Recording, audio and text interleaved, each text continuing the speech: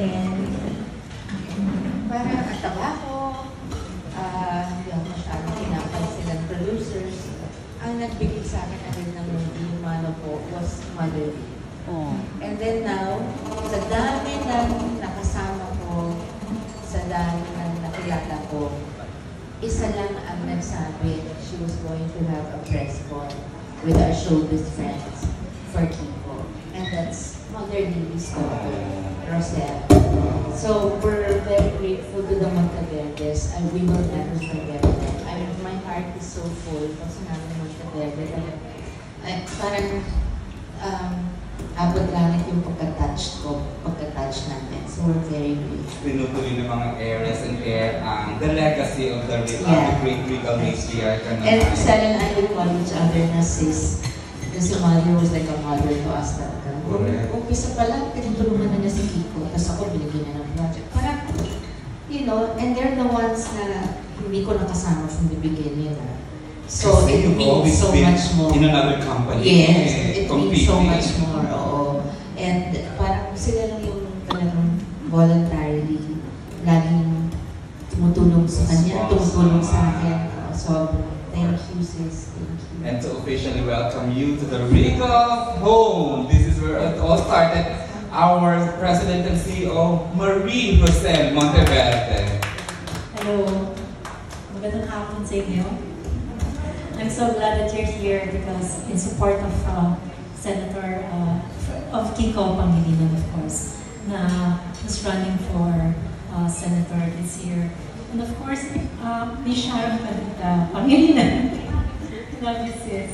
You know naman na idol kita ever since I was really, you know, a fan of the movie industry. I've been really wanting to work with you. Kasi mag-aakalang, di ba ang hirap mangyari, di ba? Mapunta si Mega dito sa Regal home, di ba? Now she's here. Tapos kasama pa ang isang tune man. Okay. Go ahead, Mr. Sir. And you know, I'm really, you know, asking all of you kasi, you know, my mom has been advocacy for really good governance for our country. And always been. Yung Kiko was running independent during that time. He really wanted to help and support. So, which she did. And we're just, as children of, you know, mother, we just want to continue on the legacy that she left us. Always, because she loves this country a lot. Kahit ako pinauwi niya dito. I was in the US for over 20 years. My son was also in the US for 30 years. Nagpakadalubhasa. So sinasabi niya talaga lagi, umuwi kayo sa Pilipinas. Huwag kayo dyan, dito kayo. Dito talaga kayo. Kasi super mahal niya ang Pilipinas. That's why she's been in the industry for a long time.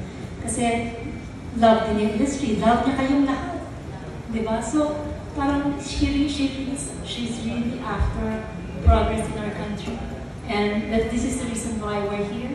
We're here to support people because we believe in him. And we'd like you to really support us in this.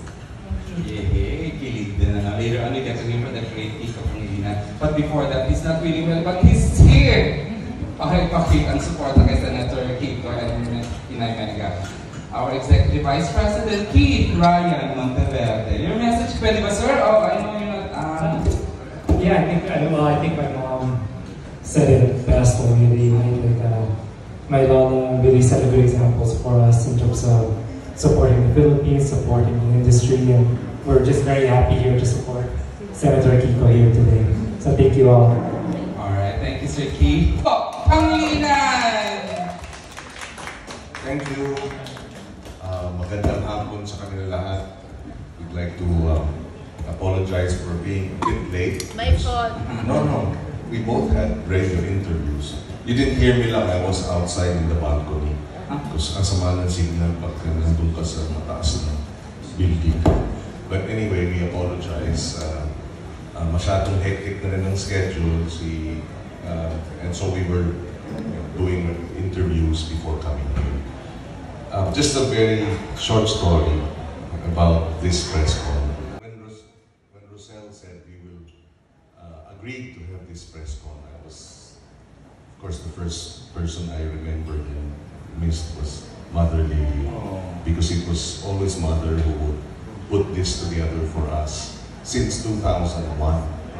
We didn't ask. She was the one who volunteered. She called us, said, no, we're going to support you. We want good people in government. So we miss her. We miss mother. And but of course, she lives on with Roselle, with Keith, and with all of you who touched, all of us who touched her, who were touched by her generosity, her love for country.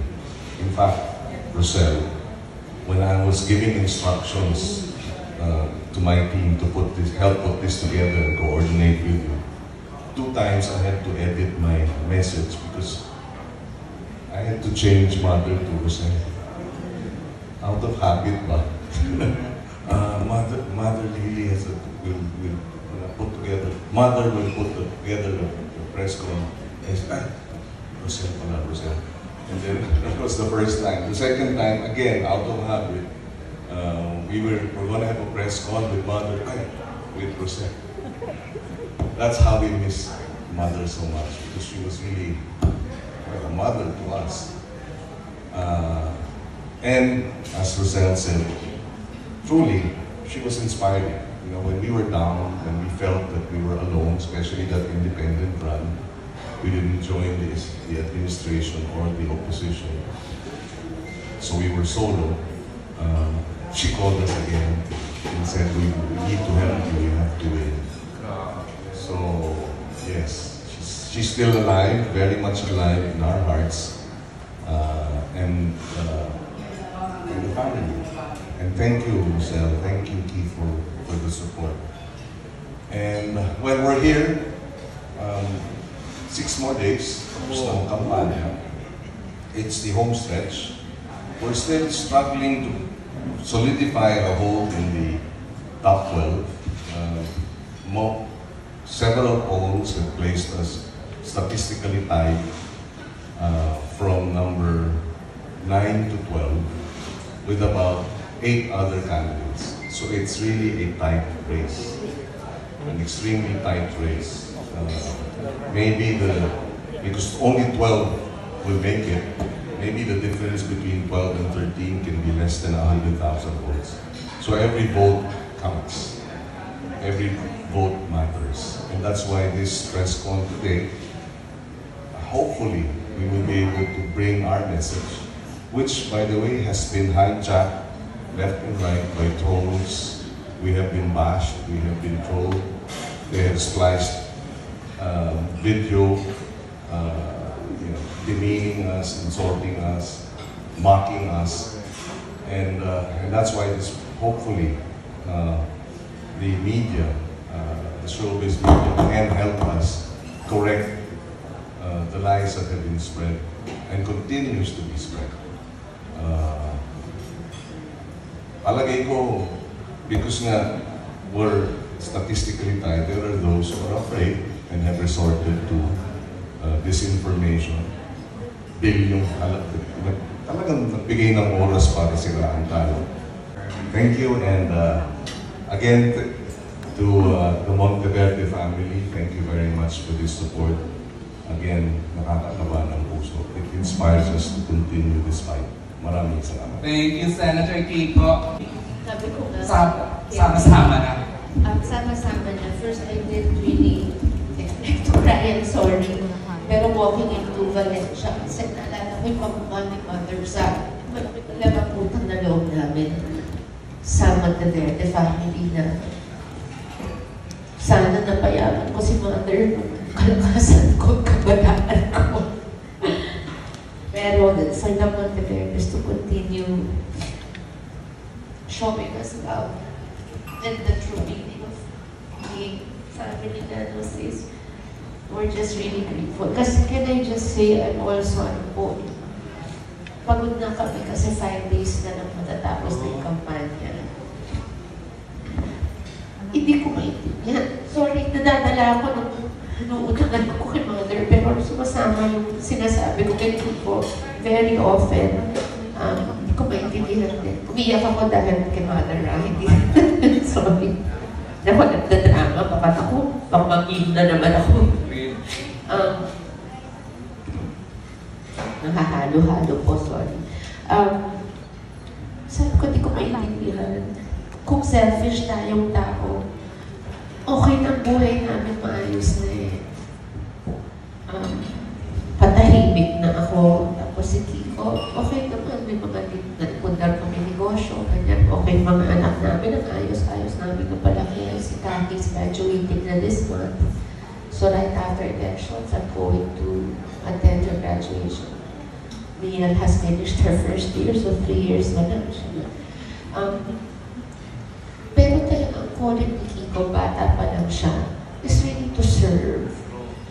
APV, and of course Miss Maricel Arenas, Pangilinan Arenas is also here. Again, with the shirt. Yes, to your left now. A2C is also here. PTV5. Miss Rosel dito left.